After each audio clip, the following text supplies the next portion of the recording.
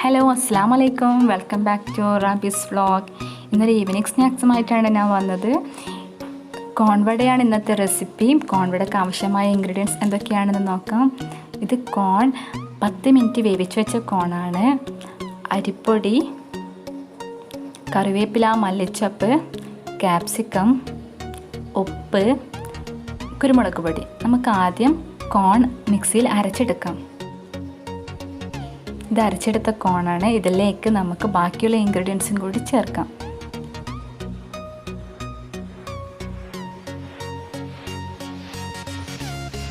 ആദ്യം നമുക്ക് ഇതിലേക്ക് ആവശ്യമായ ഉപ്പിടാം.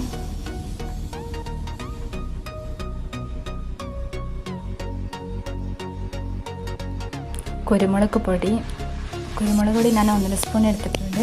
അപ്പം നിങ്ങൾക്ക് കൂടുതൽ വേണമെന്നുണ്ടെങ്കിൽ കൂടുതൽ ചേർക്കാം. അപ്പോൾ നമ്മുടെ ക്വാണ്ടിറ്റി നമ്മളുടെ ഇഷ്ടത്തിനനുസരിച്ച് നമുക്ക് ചേർക്കാം. ഇനി ക്യാപ്സിക്കം കൂടി ഇതിൽ ചേർക്കാവുന്നതാണ്.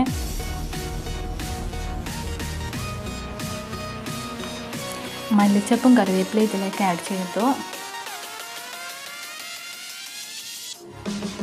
ഇത് ഞാൻ 2 സ്പൂണ് അരിപ്പൊടിയാണ് ചേർത്തത്. ഇതിപ്പോൾ എല്ലാം കൂടി ഒന്ന് മിക്സ് ചെയ്തിട്ടുണ്ട്. ഇനി നമുക്കിതൊരു ഷേക്ക് ചെയ്തെടുക്കാം.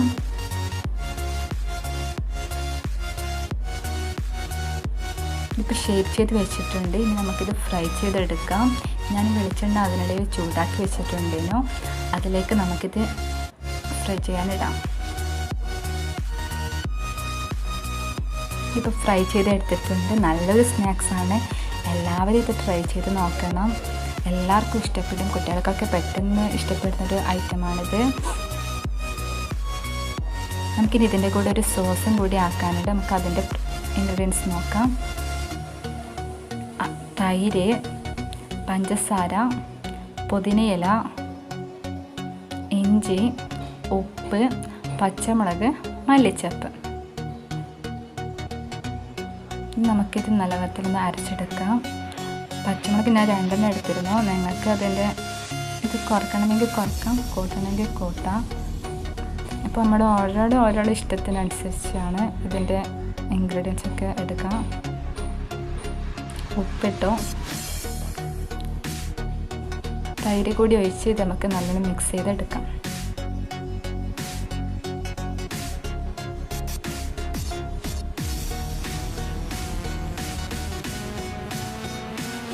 ഇപ്പോൾ റെഡി ആയിട്ടുണ്ട്. എല്ലാവരും ഇത് ട്രൈ ചെയ്ത് നോക്കണം. എല്ലാവർക്കും ഇഷ്ടപ്പെടും ഇത്. പിന്നെ നമ്മുടെ ചാനൽ ആദ്യമായിട്ടാണ് കാണുന്നതെങ്കിൽ സബ്സ്ക്രൈബ് ചെയ്യുക, ഷെയർ ചെയ്യുക, കമൻറ്റ് ചെയ്യുക, ലൈക്ക് ചെയ്യുക. ഇൻഷാ അല്ലാഹ് അടുത്ത റെസിപ്പിയുമായി വീണ്ടും കാണാം. ബൈ.